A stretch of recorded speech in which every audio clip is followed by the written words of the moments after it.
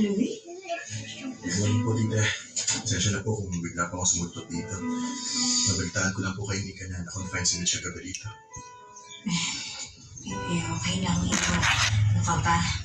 Bumaan nga loob ko ngayon na. Bumasita dito eh. Gusto ko na din po sanang bumawi kay Mitch. Ay, sayang nga lang dahil nagpapahinga pa siya.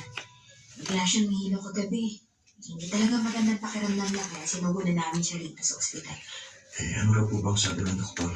Eh, ayun na nga. Kaya ko pa malalaman dahil observation pa siya. Pero kung may nabanggit na sinasabi na pag lumala pa raw ang mga sintomas, kailanganin na niya ng surgery. O-operahan po siya. Oo eh. At hindi pa sigurado kung kakayanin niya yun. At kung kakayanin niya, kaya handa din. Alam mo, Louie, hindi man sa akin sabihin ni Mitch. Alam ko at nararamdaman ko kung gaano siya nasaktan sa nangyari. At sana, kahit pa paano, bigyan mo siya ng konting pag-iitin eh. Hindi mo naman sinasadya na hindi pa alam sa yung totoong kalagayan niya. Naiintindihan ko naman po, tita. Diba? Anak, kamusta na ang pakaramdam mo? May masakit ka siya? Mabaho ang Kasi kausap.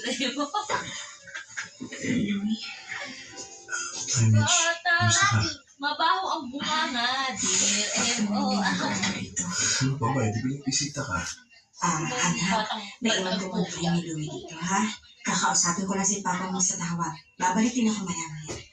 Sige po ba?